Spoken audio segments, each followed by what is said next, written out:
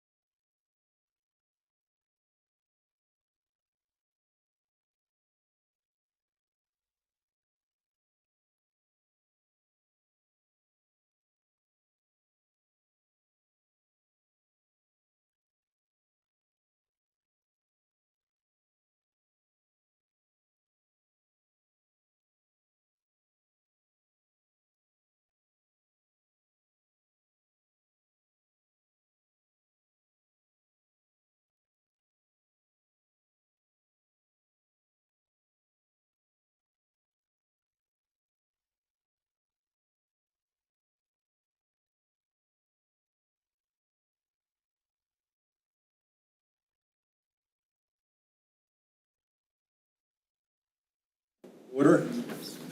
Seeing as we have all the commissioners here,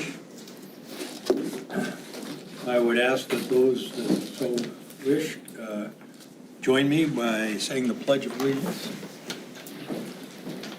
I pledge allegiance to the flag of the United States of America and to the republic for which it stands, one nation, under God, indivisible, with liberty and justice for all.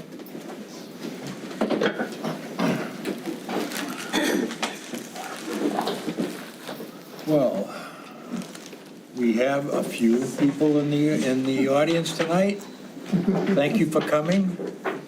It's generally we have been fortunate in the past couple of months, but prior to that, we really didn't have many people who had attended. So thank you. And they're from Scarborough, Oh, they are? my people. Well, then you're excused.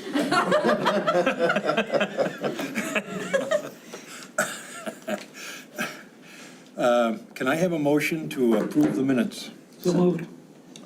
Second? Motion by Commissioner Cloutier and second by Jean Marie. And are there any questions or answers or changes? Seeing none, those in favor? Aye. It's unanimous. Informational reports. Let's see, there's nobody here from the Council of Governments. Our district attorney is not present. And the regional communication, I think that's just for our information. So we'll move on to comments from the public. There is, just to remind people, there are 3 minutes per speaker, and the public comment period is limited to 1 hour, and we ask everybody to please respect one another. So is there anybody that wishes to speak from the audience?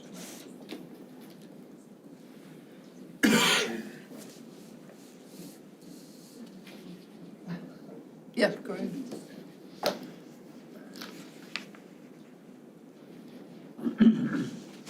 Thank you. My name is Rod Wendt. I live in Scarborough, and I'm here because we oppose having ICE active in our Cumberland County Jail. I have a question more than a statement. This morning, Governor Mills allowed LD 1971 to become law in the state of Maine, which imposes a lot of limitations on what law enforcement can do with respect to cooperating with ICE and with immigration enforcement in general. I'd be interested in what the commission thinks the impact would be on Cumberland County from the passage, not the passage, but allowing this bill to become law. Thank you. Is there anybody else that wishes to speak? Seeing none, I will close that part of the agenda. And I guess as the chair's prerogative, I can ask the sheriff, do you have any comment on the question that was asked? Yeah, we'll continue to follow whatever law is precedent. There's a number of things in the new law, and there are a number of variations going around, so I don't even know what, I know there was a committee working on that, so it's like which law was signed. And then how does that affect us, you know? My concern is you're gonna have a law that is put into place, but you got other laws that are making us do what we're doing today. And the governor's own DOC commission has required us to accept ICE inmates. So where does that go? So I think the future is that I'm gonna reach out to some legal assistance to find out what is the prevailing law. Because, you know, unfortunately, once again, and I'm speaking for law enforcement officers in the state of Maine, the water's getting murky, and some of these individuals that are trying to do their job on a day-to-day basis are up against, okay, am I violating the law if I do my job that I've been doing, and et cetera. So, you know, I think unfortunately, public safety, my concern is that we're trading politics for public safety, or public safety for politics, however you want to do it. And I do have some concerns, but I'll figure out what the law is, and as I've said before, I'll follow the law, whatever it is. Thank you. Thank you. Consent agenda. Move passage. Second? Does anybody want to remove the item? Seeing none, those in favor? Aye. Aye. Consent agenda passes. New business.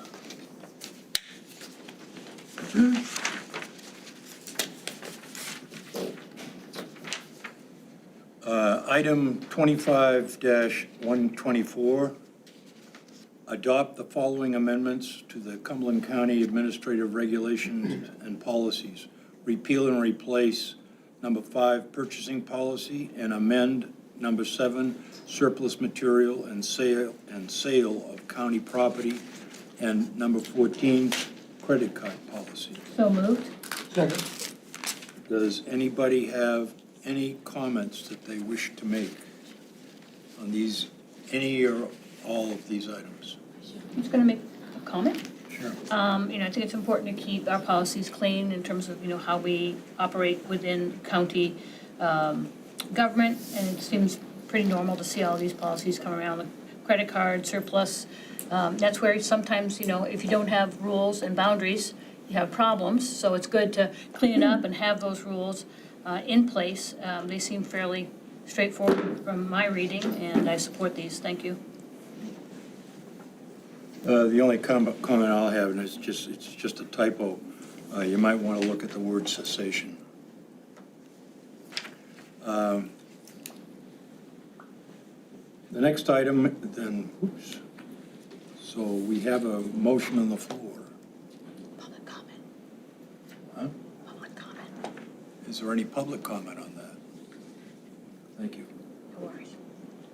Seeing none, I'll close it. Do we have a motion on the floor? Yes, we do. Yes. We're looking for the vote. And no comments, so those in favor? Aye. Passes. Item 25-125, review and approve the amendments to the non-union personnel policy, which includes Appendix D, the lactation policy, and to Article 9, Section 9.4, earned pay leave. Can I have a motion? So moved. Second. Oops, sorry. Is there any comment?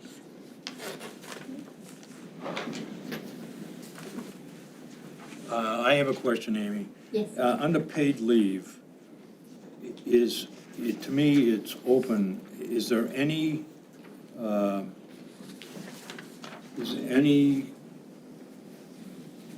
way that you have control over somebody asking for sequential short-time leave? In other words, let's say somebody comes in and says, I can get a ride home if I leave an hour early every night. I think that would be up to the supervisor. They to have kind of that, they have that Yeah, ability? to use that earned Yeah. paid leave, yes. Seeing no other comments, those in favor? Public comment. Public comment. Public comment. I'm not used to that. That's okay. Public- That's why I'm right here, just Yeah. to whisper. Is there any public comment on this? Seeing none, move on to the next. Oh, those in favor? Aye. Aye.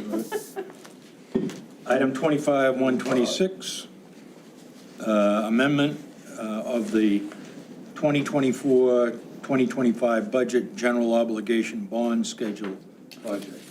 Move passage. Second? That's okay. Comments?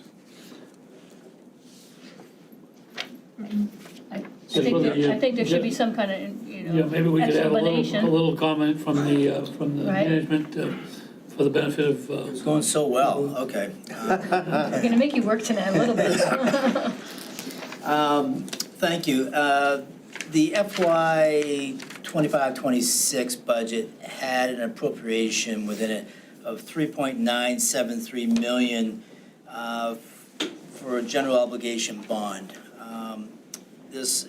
That $3.9 million was earmarked to 3 projects that we were going to be doing. The first was the jail roof at $2.5 million. The second was the parking and garage improvements at just under $674,000. And then the third is the state court side window replacement, in particular the north side of the building only, at $800,000. In working with the facilities director, he has brought to my attention that the courthouse fire alarm system that they was originally felt as though it had a few more years and that they were able to get a couple of parts for it to buy some time so we could get to another budget. That was not going to be achieved. And the system was failing faster than what they expected, and the parts were becoming more and more scarce because of the age of the system. He has made a strong recommendation that this system needs to be replaced in the coming year. Because of this, it has made us rework the bond schedule for that $3.9 million. One thing I can report is that in working with the architects on the jail roof and the parking garage improvements, neither of those projects have enough money to do the full project. In particular, the parking garage is a multi-phase project to begin with, and we propose reducing that project down just about $150,000, say, down to $524,000.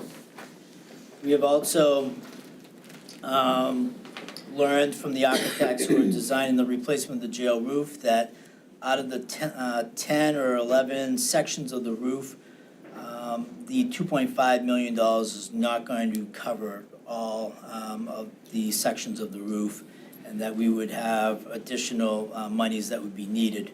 And so knowing that, we're proposing to take that down to $500,000, down to $2 million for the jail roof, and focusing our attention on bidding out the top priority roof sections that are in most need of replacing per the architects. So in totality, we would reduce the jail roof down to $2 million, the parking garage down to $524,000, The stateside window replacement would stay at $800,000, and then we would add the courthouse fire alarm system for $650,000, keeping the bond amount at $3.9 million. We have rounded up slightly to $3.974 million.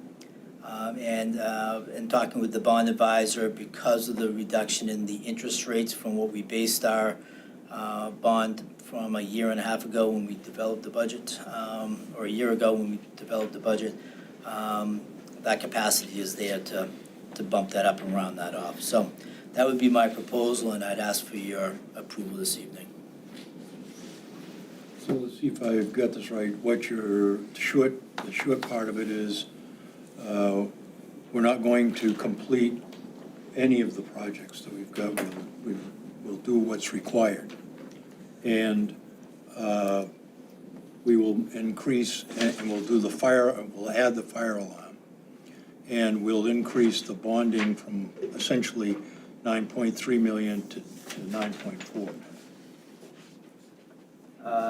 No, the bonding would be, it's more of a rounding, because if you go out to bond, they don't like to have kind of off numbers. The commissioners approved $3,973,901 back when the FY26 budget was approved. We're proposing that just be $3.974 million. Ended up $100. What's that? In a sense, yes. Any comments from the commissioners? Any comments from the public? Seeing none, those in favor? Aye. Passes. Item 25127, approval of the 2026 calendar year Board Commissioners meeting. Point of order, maybe? A number of us were hoping to give general public comment, and we didn't realize it was going to be the first thing on the agenda, given the number of things ahead of it on the agenda that was provided to the public. Is it possible to reopen the general public comment period? That's up to the commission. That's probably not many of them there. I don't care. Somebody want to make a motion? I'll move to reopen. Second? Yeah, okay, thank you. Okay, with and the issue is that we have had the public comment period. We're reopening it. So what I will say is that, again, it's 3 minutes per speaker. Limit is to essentially 1 hour, because we only had one comment. So if there's somebody that wishes to speak, please.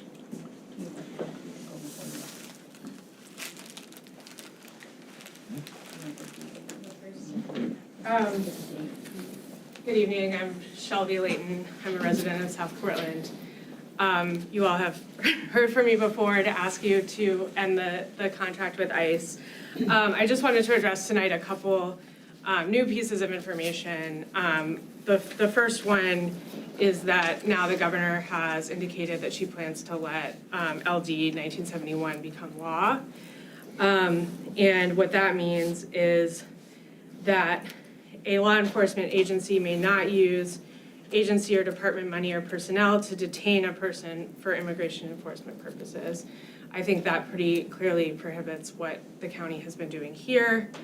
And at the very least, it stops the sheriff and the county and the jail from cooperating with ICE in all the ways that they've been cooperating with ICE. And so, I think that what that means is really the next last step to end all cooperation with ICE is to end the contract. And that is a step you can take now without waiting for LD in 1971 to become law in July or August or whenever it'll become law. There are people being detained at the jail now, and there's no reason to wait until this summer to end the contract. The other piece of information is the newly released data about ICE arrests from the Deportation Data Project. There was some general data cited in a newspaper article you might have seen about the number of ICE arrests in Maine, but I wanted to point you to something specific, which is that there were 27 people arrested between January and October 2025 at the Cumberland County Jail. So that means that ICE is using the jail as a source for its arrests, and many of those people were then sent out of state, were then deported. And so having this jail and having this contract in our community is making it easier for ICE to come in and arrest people and take them out of state, disappear them to wherever they want to disappear them to. And so I think this is an urgent issue, not just to stop ICE detention, but to prevent additional arrests by ICE. Thank you.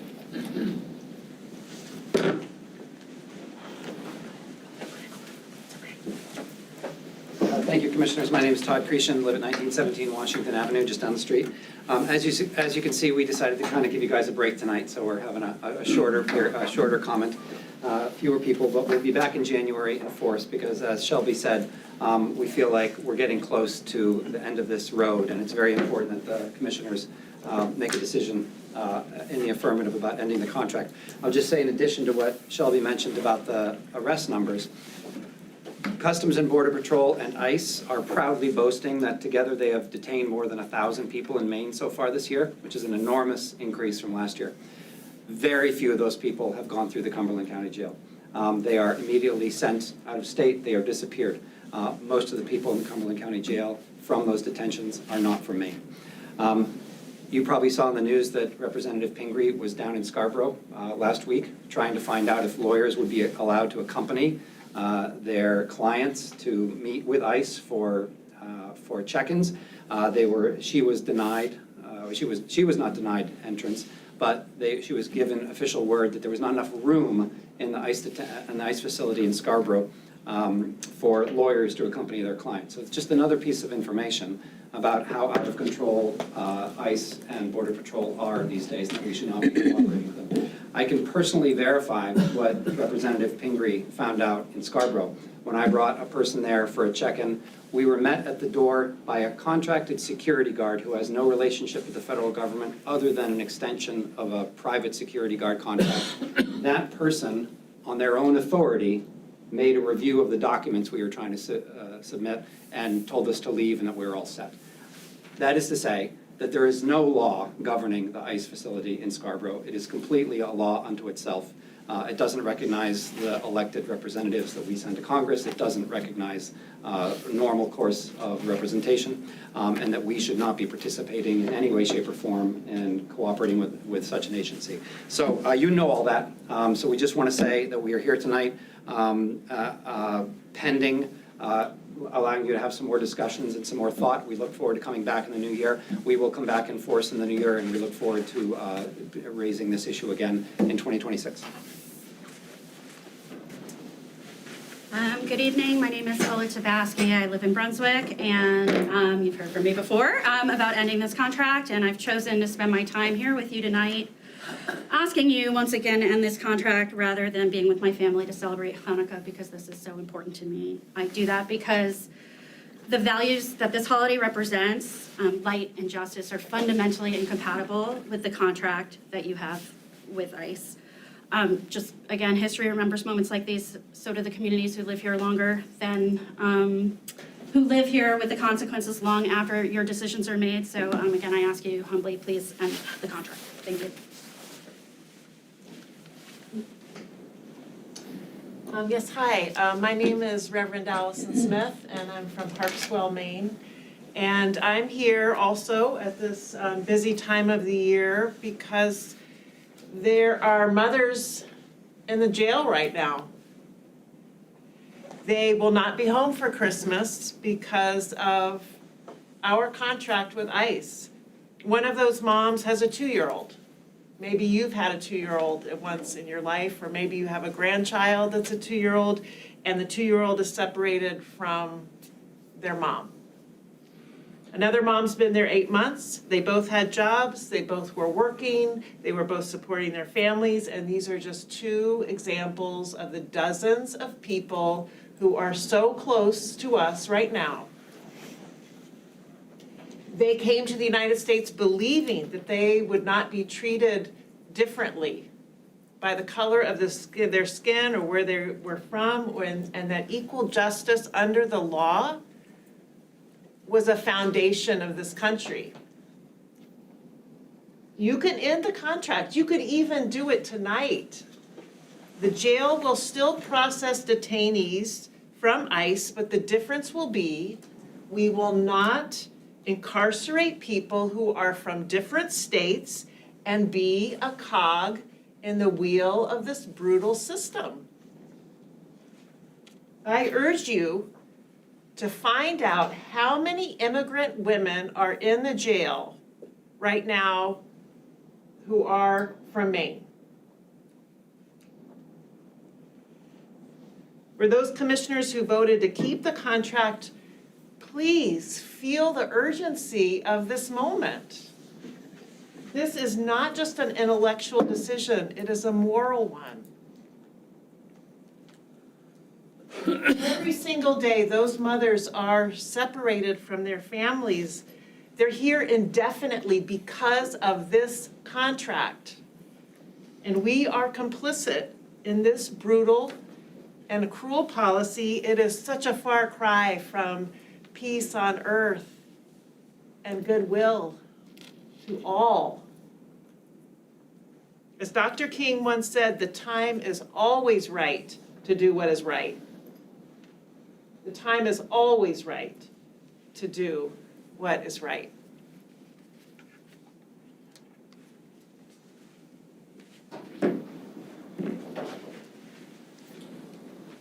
Hello, my name is Jack O'Brien. I'm a professor of mathematics at Benton College. I'm a seventh-generation Mainer, and I'm a resident of Brunswick.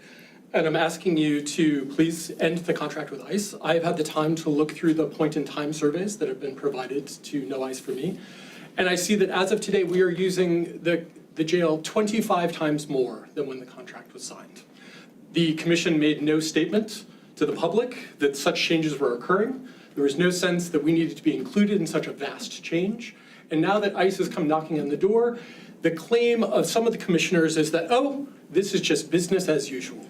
And so I wrote to my commissioner, I live in Brunswick, I'll let you do the math, and I got an email back that basically said, well, if we don't take this $2.5 million windfall, I will have to raise the taxes on some property owners by about $7.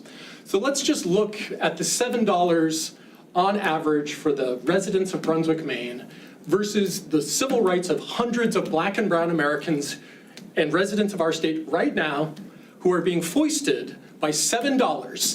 $7, and what a shameful opinion for a commissioner to have. What a visibly white supremacist attitude that our commissioner, our chairman, is smiling at, that he is engaged in a statement which in retrospect will be seen to be the despicable holding up of an institutional white supremacy that we can no longer avoid. Please cancel contract.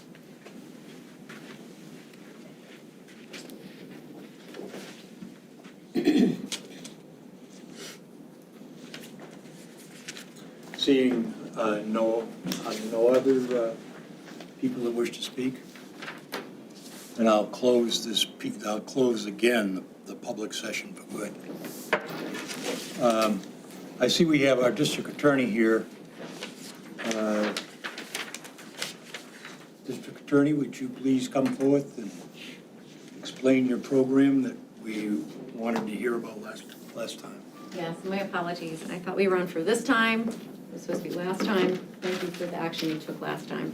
I'm happy to answer any questions, but I want to start out by, I think, explaining what we're doing with this, the sex assault investigator position. We have, as I think the entire set of commissioners knows and the staff, a $2.5 million grant that we received from the federal government to do all of the inventory of sex assault kits in Cumberland County. We're the first county in Maine that's applied for one of these grants. They're usually very hard to get. So we were thrilled on our first time to get one of these grants. It will allow us to inventory every single sex assault kit in Cumberland County. That work is already underway. As part of that work, however, we also need to investigate potential cases. And so we are supposed to hire, and in our grant, the proposal is to hire a sex assault investigator.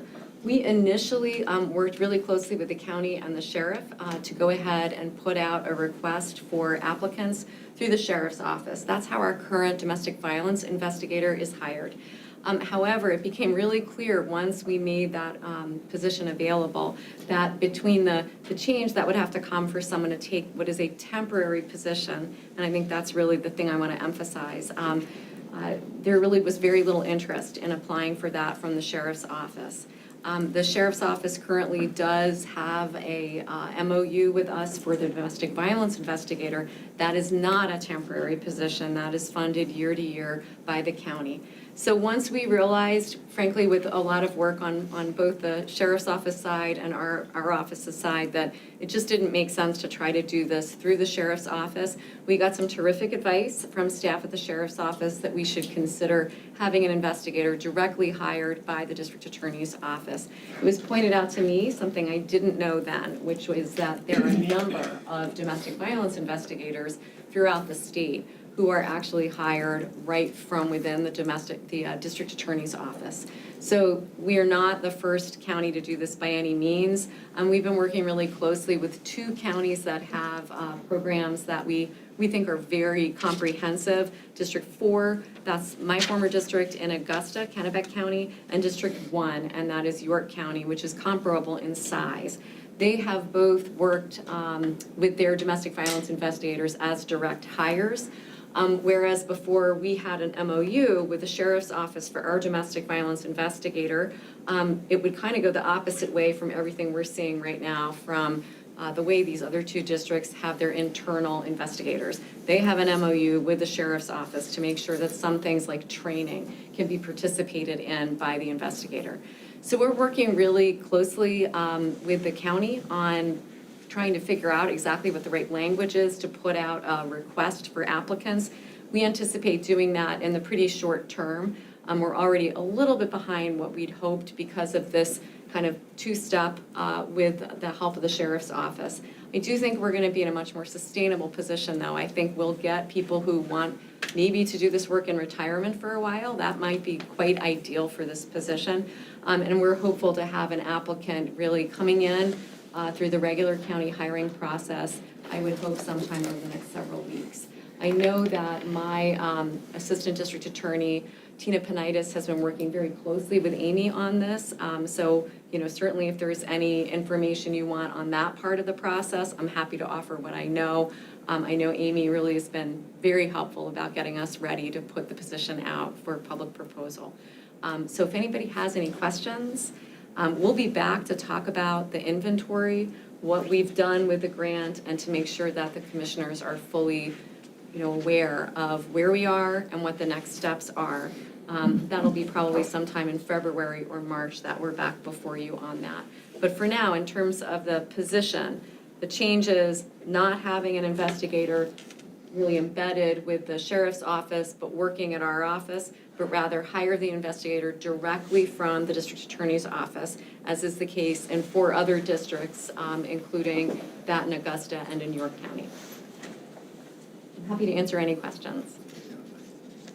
I have one question. Yeah, you mentioned a little bit that we're running a little bit behind the time clock, so to speak. It's a 3-year program, is that correct? It is a 3-year program. After we, so the 3-year clock starts when the grant is awarded, even though the money isn't available for several months after. That's one of the kind of interesting things about a federal grant. So it's considered to have begun in October, even though we didn't actually receive any funding and could not officially fill the position until May for the prosecutor. So the inventory, again, this is something we don't know until we get into the grant. The inventory is supposed to take 6 months. And that's from the time it starts, or is it from the time the grant was awarded in October? Because if it's from the time the grant is awarded in October, you're behind before you can hire the position. The inventory is supposed to have 2 full-time people, the investigator and the prosecutor. So ADA Panitis, Prosecutor Panitis, has been proceeding to conduct the inventory by herself.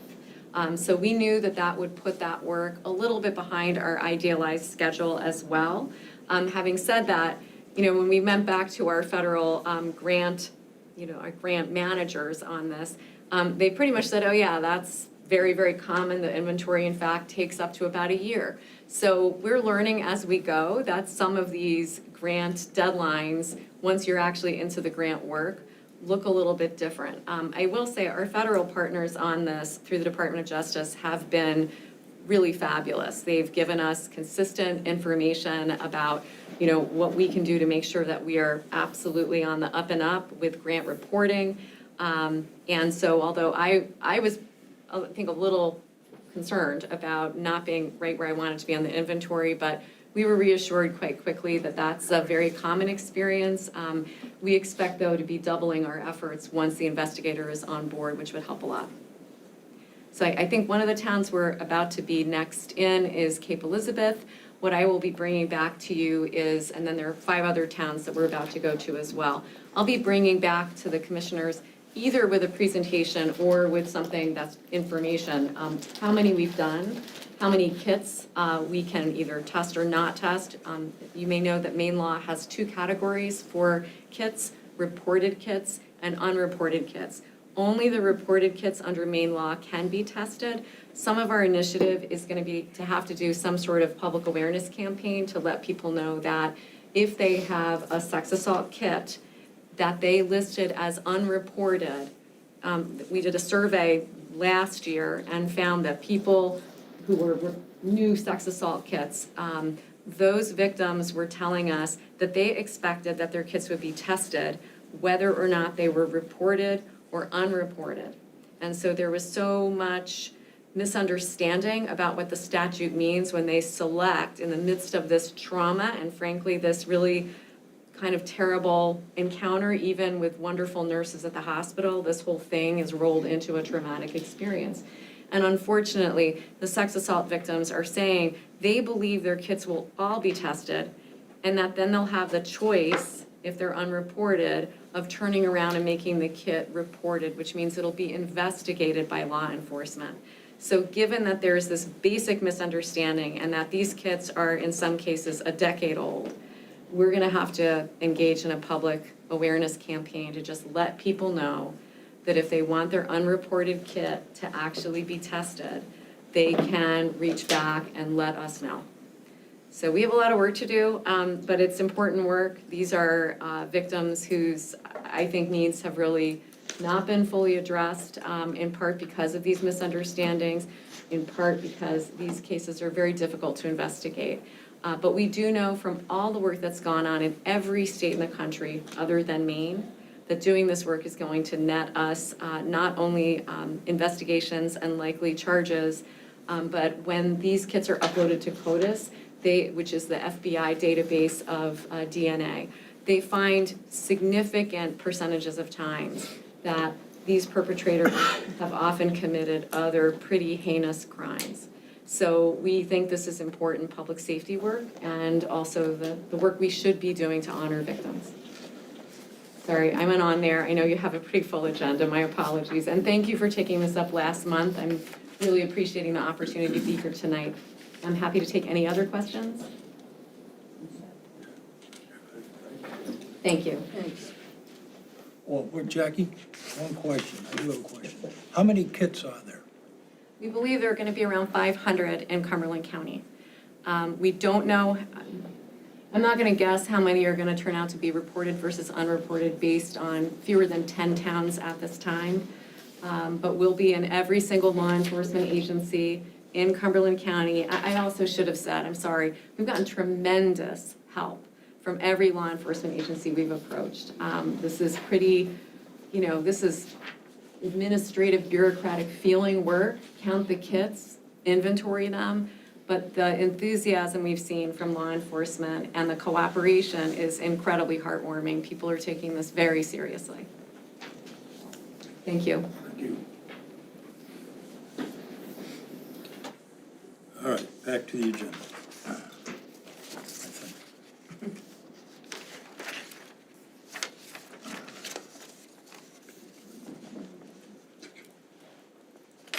think. 127, approval of the 2026 calendar year Board of Commissioners meeting schedule.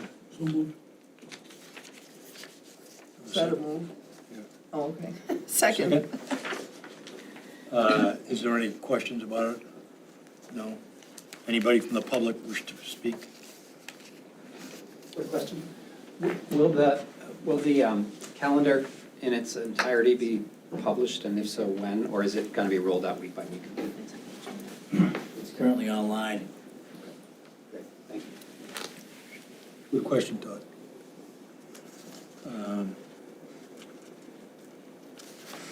Item 25-128. Do we have to take a We have to vote? vote. Those in favor? Aye. Just passed. 25-128, authorize the county manager to close the county offices on Friday, December 26, 2025, for all non-essential employees and to adhere to the respective collective bargaining agreements for that day. So moved. Second? Any comments? Yes. We have a contract that says we should do that. We have several contracts, I think, that say that we should do that, plus for non-contractual issues. It's justified as well. Any other comments? I'll just add that the governor closed in similar fashion today, state offices. Any comments from the public? I have a comment, sorry. Oh, sorry. That's okay. Sorry if you guys want to come on. Frankly, I think this is a good idea. I know when I was on Scarborough Town Council, whenever we had Christmas, if it would fall, before a long weekend like this, rather than making employees, have Christmas off, then come back for Friday, and then have the rest of the weekend off. Our employees work really hard, and I think this is the right thing to do for them, so. No. Postpone this? No, I don't think so. You got it. I wasn't gonna postpone. Okay. No, I don't know. I think we're gonna discuss it. All right. 25-129, approval of the 2026 We board. have to vote on it. Yeah, we need to Board of vote again. Commissioners assignments. Those in favor? Aye. Item 25-129, approval of the 2026 Board of Commissioners committee assignments. So Move moved. passage, I guess. Move Those passage, yeah. And a second? Do we have a second? Anyway, those in favor? Well, Before we do whoa, that, whoa, whoa. occasionally we would have an opportunity Conversation. to discuss whether we want to make any changes. I don't know if anybody, somebody else might have. So when people saw the, I guess this is comments now, right? Is there anyone from the public that wants to comment before we comment? Or you can comment after us. I guess, my thought to put this here at the end of the year is to kind of make sure everybody feels good about their assignments, or if they want to switch things around. I know in the past, at least a year or two, that's what would happen, is that people would say, I can't make that meeting time anymore because of a family conflict or something, so I just think it's important to discuss that, or if people like where they are with their committees, then that's great too, and that can continue. I think everyone got a copy of what their committees are, is that right? Yeah, so, how do people feel? Do people need to move things around? Or do people not want to talk about this here? We can make a motion to talk about it another time. I have a Well, question. we gotta force somebody to be the chair. I think that's on the January meeting. This is just committee meetings. This committee. This is just committee meetings. So I have a question. The sheet I'm looking at, the draft, just has what we're assigned to in 2025. It doesn't have what we're assigned to for 2026. Yep. So do we want to, what's that mean? In other words, I'm used to seeing it with the assignments on it for the next year. Yeah, I guess if everybody's fine with their assignment, we'll just repeat it and put it on the calendar for Okay. January, I guess. Okay. I have no problem. I don't either. Great. I'm fine. Okay. I make a motion to postpone to the next meeting, the first meeting in January, the assignments. Second? Sounds good. If I could, just request, one request that we typically get, and we actually got late last week, is from the county commissioners, MCCA, and the RIS pool, because they have their annual meeting just after the first of the year, and they need to have who is coming forth as the appointed representative from the county. So if there's any action this evening on any two of these designated items, I would ask that MCCA and the risk pool be addressed so that we can notify them. Jim, I'm sorry, I didn't have a chance to talk to you about this at the last meeting. MCCA indicated that they realized there was a number of counties that didn't have their assignments until January because of the flip over at the year. So they've offered to put it off for 1 month. And Malcolm for Risk Pool called me and asked the same question, and I said, probably it will take another month because of the conversation of what we've been having here. So, Malcolm, it was Malcolm's email I got. yeah, okay. So we're good. Pending motion is to table for a month? Yeah, well, On table to a date certain of our very next meeting in January, which I think we just said. you just said, yeah. So there was a motion to table, so we need to Yes, so vote no on the one- no- motion no to one- table with no- no discussion. No one wants to assign, I guess, their committee assignments tonight, or no one wants to commit to it, so that's fine. Can you, Might include can you public health. table or postpone to a date certain so we can land it on Yeah, an agenda and it just doesn't float around? To the next meeting. well, someone make a motion. I'll Patty make a did. motion. Or Patty, go ahead. I just did, to a date certain, our very next meeting in January. What is it, Second. 3rd or the 4th? Second. Take a vote. No discussion? January would be There's the no discussion. 19th. The first, well, it's the 6th, based on our charter, right? January 6th. Yeah. I think we had to decide one way or the other, January 6th or 5th. the 19th. It's the Monday 5th. the 5th. It has to be the first Monday, it has to be the first Monday by I'm charter. making a motion to take this item and move it to January 5th, 2026. Those in favor of the amendment? Aye. Aye. Okay, now the motion. Those in favor of the motion? Aye. Aye. Aye. That it? That's it. Okay. So, comments from executive staff. Teresa, I'll start with you. I have been busy working on the audit. I think that I'll be ready to submit it by Thursday. We had some comments back on GFOA. The auditors have been working with me to do the updates. And I'm just about done with the department letter, so that will be the relief that I'm working to do, to have that filed. The deadline's the 31st of December for the GFOA, and it's the end of March for our federal compliance, and our federal compliance will be done as well at the same time. So once I file the end of December, all 3 of the audits will be complete until the new audit schedule we start in compiling information in April. So I'll be back in April giving the new information, but for a couple of months we will be done, but we'll still be actively updating policies and making sure that the documents are not becoming stagnant and we're up to date with all of the GASB statements that we need to be for financial. So, and the finance department's been working great. Thankfully, everybody's been really responsible and on it for the end of the year, because we've got, what did we just say, next week is the last pay period of the year. So we've got the end of the year close coming with W-2s, 1099s, 941s, all the documentations that start with end of the year, and the 1095s for the ACA compliance as well. So we have all that stuff under wraps. So busy, but it's going well. Maybe? I just have 2 things.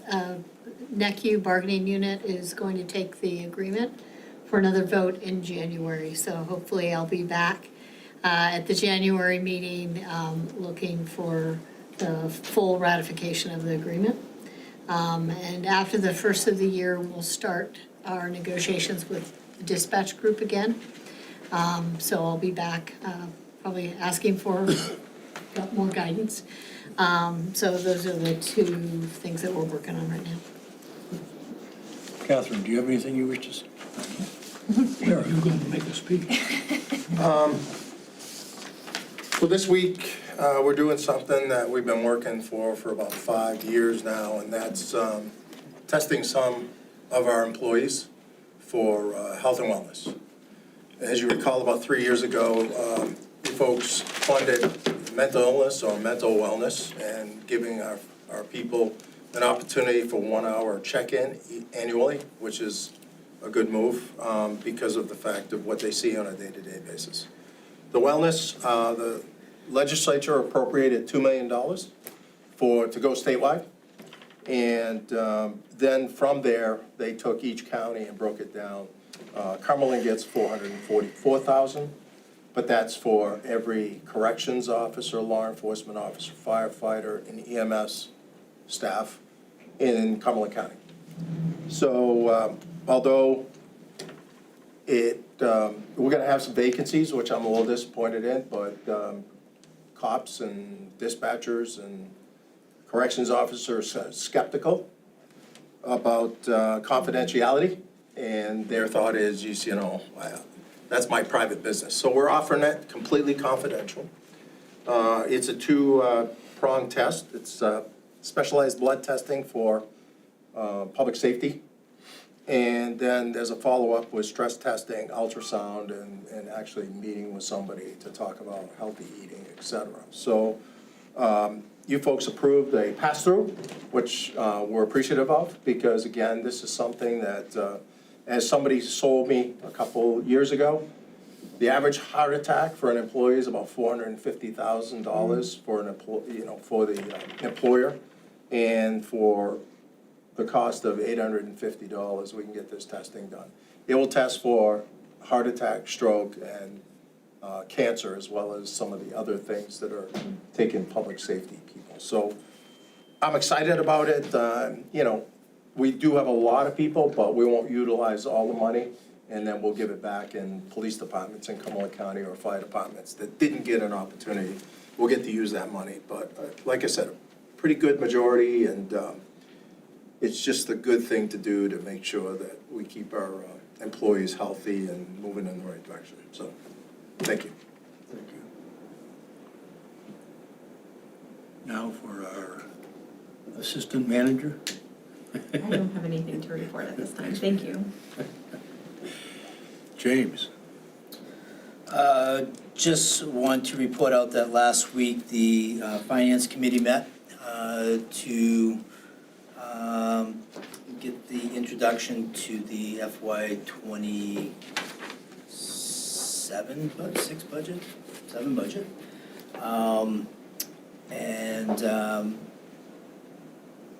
Went through a process of selecting a number of departments, more than any other year, I think. I think we're actually filling 2 nights with departments this year.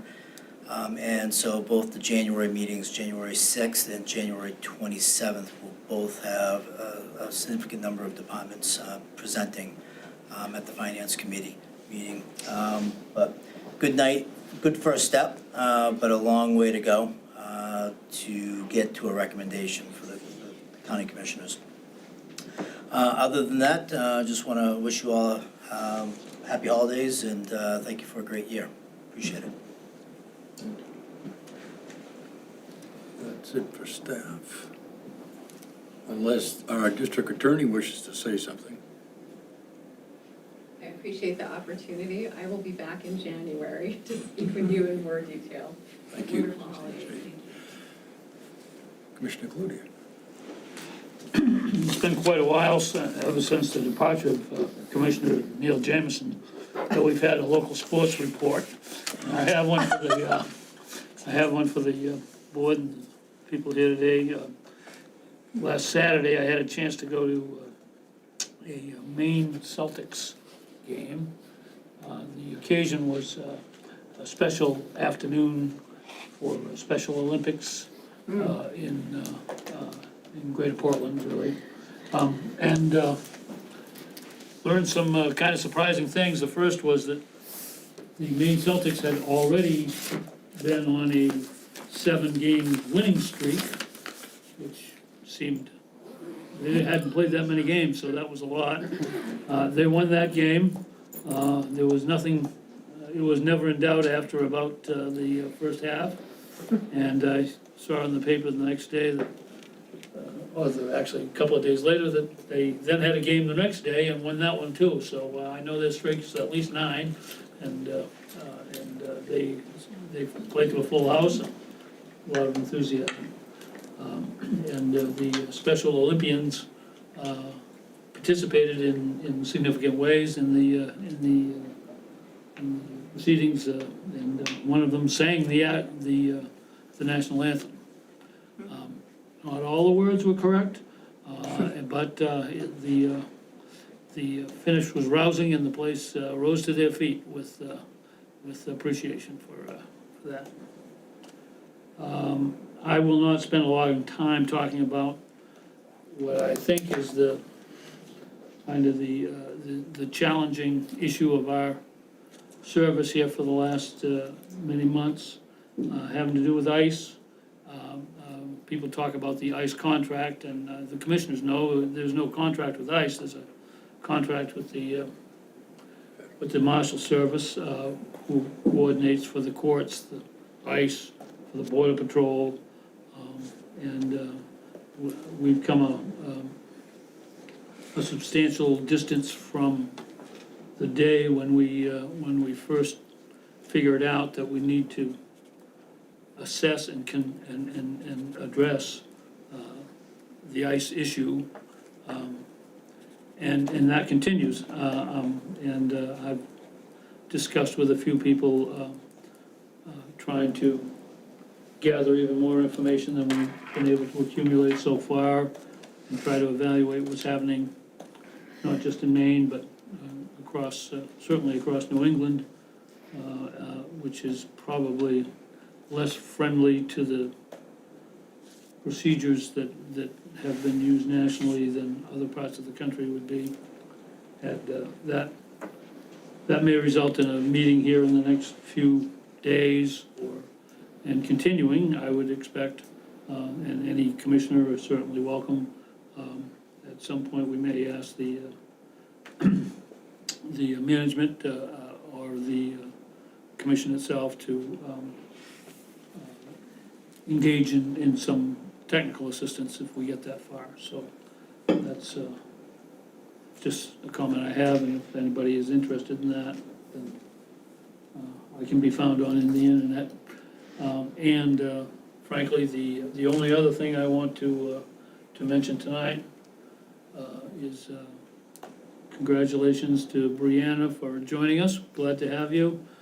Congratulations to all the staff who have done.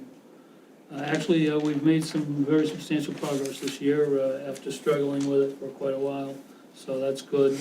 Jim Gailey is the guilty party on a lot of that progress, and we're going to congratulate him as well. And certainly the work done by our chair has been diligent and centered, and I'm sure our next chair, whoever she may be, will be just as capable. So that's all I have. Paul. Thank you, Mr. Chair. Yeah, it's been an interesting year. My first year sitting as a commissioner has obviously, most of it has gone very well. I still have some deep concerns when we were talking about the ICE situation. My legislative background, I have read LD 1971 2 or 3 times, and it spells out a lot of things, but it doesn't seem to change much from the way that the sheriff is already operating and the way he's held the standards up. I'll be interested to see what the legal opinions are. But beyond that, I thank all the staff for what they do and how they work so very hard, and the things that they've been involved in and all the negotiations Jamie's had to go through this year, trying to stagger them out. But I hope everybody has a happy holiday and a good season, and start of the new year is gonna be interesting. Thank you. Thank you. Commissioner. Thank you. I just want to start by thanking folks for showing up. I think it's important for people to let their opinions be known on either side of any issue. I will again beg all of you to take your arguments up the road to Augusta. That's who really needs to hear from you also. As I mentioned before, one of our major issues is there is state law that requires that we take any prisoners, well, I shouldn't say, I don't want to know what I want to, people arrested, let's put it that way, into jails, and we don't have the opportunity to say we won't take them. So that's number one that needs to be addressed, and I would ask you to do that. And I worked, or I should say I observed LD's 1971 when it first came up last year, because I was, along with Commissioner Gordon, we're co-chairs of the Legislative Policy Committee for the state commissioners. And when LD's 1971 first came up, I was like, what? It was like, you know, it didn't make any sense. Now that it's been amended, I'm very supportive of it. And I think that it's great that the governor is going to allow it to go into law. But to be honest with you, I know one of the speakers tonight mentioned, oh, that'll make a difference in what goes on with the jail. And it's like, no, I don't think it will. Because we, as Commissioner Tyler mentioned, it really doesn't change too much about how our sheriff already operates with what goes on with the jail. So again, I beg you to get in touch with your state legislators and go up to Augusta also. Stand around in the halls up there with your signs and whatnot. They need to see this also. I just want to thank everyone for putting up with me for the first year as a county commissioner. It was quite interesting, the things I've learned, and different way of looking at life. And I was thrown right into the deep end by being a state chair on a legislative policy, but that's okay. That was good. I do want to thank Mr. Gordon, our chair, for leading us this year. I know it's not easy. If you know anything about me, you will know that I never, ever wanted to be chair in Scarborough, so I was like never chair. So, you know, I just want to do that. I'd rather be a backbencher, but that's another story. So I thank Steve for doing this job. I thank all the employees of the county. They do a yeoman's job. The county's in a very peculiar situation, sandwiched between municipalities and the state, and the state doesn't step up to what, in my opinion, what they should be doing to be supporting counties in so many ways, including not funding our jails enough so that we're in these positions where it's like having to weigh, you know, what we're gonna do. That shouldn't even be an obstacle. So I thank all the employees and of course all of the folks that I talk to on a regular basis, and the poor manager, he's very nice. He takes my calls on the weekend when I think of something and I have to ask him, and he'll call me back, which I think's awesome. But I gotta learn how you do that. I don't know, he answers my calls, I can't. You weren't supposed to tell the other four. Oh, I'm sorry. Oops, I'm in trouble now. Anyway, I will see all of you next year. Have a pleasant holiday season, and see you in 2026. That's it. Thank you, Commissioner. Commissioner Smith. One question, a couple updates, and a comment or two. I guess since we're here, a question was raised, and I think it's when we can, it's nice to answer questions if we can, sometimes we can't. But someone raised a question during public comment. How many immigrant women are in our jail here in Cumberland County. Someone raised that question. I think it's accurate, the question. Since we have the sheriff here, I don't know if the sheriff knows that answer. You may not know that answer? I don't. Don't know, okay. Can I just, how many are from Maine? Oh, that was the question, I got That's it the wrong? question. Oh, How immigrant many women from immigrant Maine. women are in our jail currently from And Maine? do you know that one? Okay. So maybe we can get back to answer the question in January. We don't know tonight, but I appreciate the question. And if we can answer questions, I think it's helpful. So that was my question. Updates, I had a really great opportunity last week. It was a frigid morning. Should have had way more long johns on than I had. But we had a wonderful opening ceremony for the last single house, neighborhood house for Habitat for Humanity in South Portland. And the county was involved with funding to make that happen, partnered with Habitat for Humanity to have 6 homes, single-family homes in an area of South Portland that was raw land, and they somehow shoehorned in 6 really nice, small, affordable homes for folks who wouldn't normally be able to afford a mortgage. They worked closely with Habitat for Humanity. They put in volunteer hours. I was told over 10,000 volunteer hours were put in to each of those homes. And so now there's this beautiful cul-de-sac street with all Habitat for Humanity homes in South Portland, and it's really, really wonderful, and it really warms my heart. Even though it was freezing out, it was like, these people have a home. They have a roof over their head, and I'm so grateful for the county for putting in the money and also for Habitat for Humanity. They do great work, and they do a great job getting volunteers involved, so I wanted to shout out to them. The Finance Committee, I was sitting in on that the other night just because I'm a little bit of a financial nerd. I came clean on that. But it's great to see our finance director and our budget finance director, Elisa Johnson, right? Did I say her name correct? Alyssa, I always say Lisa. Alyssa was here with Brianna and Jim. It was a great first meeting. A really good committee has formed. They're asking great questions. I think it's going to be a great process. I'm excited for the budget meetings to continue. And just say that, I'll say the county manager does a great job of putting it all together at the high level. So people really have a great snapshot of what we do and how we do it, but also some of the challenges when you put a budget together of where you're gonna find, the people, the resources to do the work. So I wanna say, I think that's so far really well done, and I'm proud of the work that's been done so far. Speaking of proud of the work, I do also wanna thank all the employees at Cumberland County, all the different departments, all the people that we touch. It is a weird thing, the county is a weird entity in that people are identified with their towns typically, or their state, and not everyone identifies with their county. Clearly, we have a role to play, and I think we can be leaders, and I know that we work hard to create an environment where people have resources that might not otherwise have resources, where there might be gaps, the county can come in and hopefully help in that situation. So to the staff, thank you for all the hard work. Thank you for all the planning that you do and the funding that you receive, the grant getting that you get.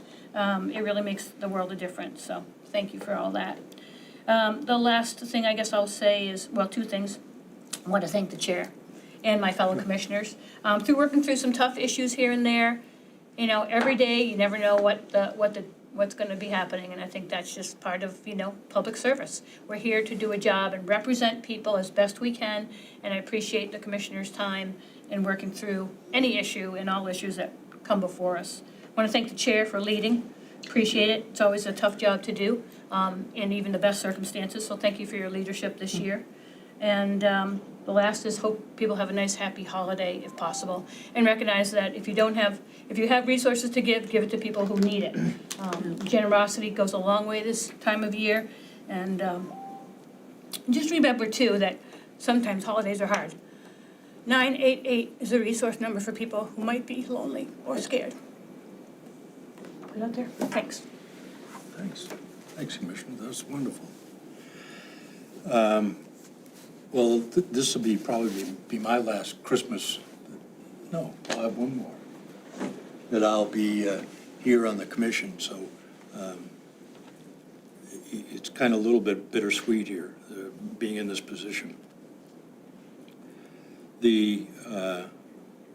First, I'd like to admit to a somewhat of a tactic. Some of the times that I have, you notice that the commissioners jump in and help me by saying, hey, you got to do this, you got to do that. That's a way to get people to pay attention to a meeting.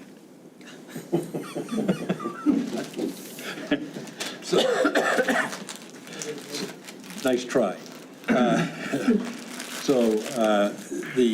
The other thing is, that has been mentioned here, and I will say this about counties, because I've been very active in the state process with counties, is that, as has been mentioned, we're a wedge in between the state and the communities. And what has not been realized, and I've attended a number of the people that are running for office for governor, and explained to them that they've got a level of government that they've never taken advantage of. They can do a lot of things for them in areas that they don't know how to get it controlled, because they either have to go to the legislature or they have to go through the budget process of their own. But there is this government that can help.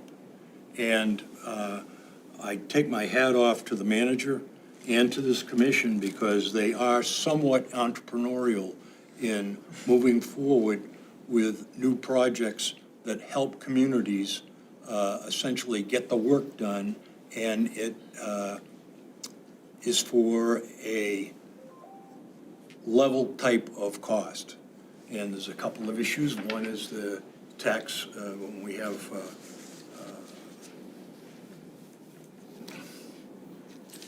tax assessors, and that, providing that service for communities. We also have a program that's being built now that I think is going to be very economical for communities, and it's to try to help the fire departments become consistent within their group areas. People understand that the equipment is going up and up and up, and the community just cannot afford having a single piece of fire equipment that sits there while another community could use it, or they can share and help cut their costs. Again, that's something that the county is offering communities, and communities are taking advantage of it. There's one other program too, but it just doesn't come to mind. General assistance. Yeah. Catherine, general assistance. And I have heard from a couple of communities that have started to use that. And there are a number of their abutters communities that are looking over and saying, you get it done for what? And so I see those programs evolving, growing, and assisting the communities so that the costs start to level out rather than have to increase every year. Now, as to the ICE issue, there's a couple of things that I think were misunderstood. There was a comment that it was $7. Well, I don't know where $7 ever came from, but where the communications that I've always put out is that it meant if we got rid of the ICE contract, that it would cost our county citizens an additional up to 4% on the property tax. So it's just trying to get the information out there so that it's correct. I'm not saying that it's wrong or right or whatever. Has been put forth, both federal and state law requires our jails to accept all prisoners at this time. And to try to find out what the new LD 1791, is it? 1971. 1971 is going to put forth, that has to be determined. But up until that time, if we were to eliminate the contract, as has been wished, what would happen is we still would have to take those prisoners. And then instead of ICE supporting or reimbursing us for those costs, we would have to pay those costs, and that would go on the property tax. So it's a bifurcated issue. People think that the contract has something to do whether prisoners are accepted or not accepted at the jail. That's not so. With that, I'll try to pull this back together again in this way. I respect the people that are here. I hear what you're saying, and I don't like it any more than you do. But I have a law that we have to uphold, and if we don't, then we're no better than some of the other people. I have assistance that we need to give people, and it's occurring. The other issue with us not taking the, or getting rid of the contract is that we then put a burden on those people that are living on the edge on the other end. So I hope people understand what I'm saying, and they'll take that to heart as far as what the facts are. As far as where we're trying to go, we're with you. This commission is with you. You've heard one comment from one commissioner indicating that they want to meet and talk to people to see how we can move down this road. I believe that. And as a number of us have tried to do some research to find out, is there any way we can assist the sheriff in having something that he can do or that office can do that will not allow what's going on as far as assisting and getting people moved out of the area so no one or no family or no officer knows where they are. Shame on us. Shame on us. Can I ask a question? No. And with that, I will come back and say, I hope people have a happy holiday. And Merry Christmas and Happy New Year, because that's where it's all got to start, and that's what we've got to believe in. So thank you. With that, I'll ask for a motion to adjourn. So moved. Second? Those in favor? Aye.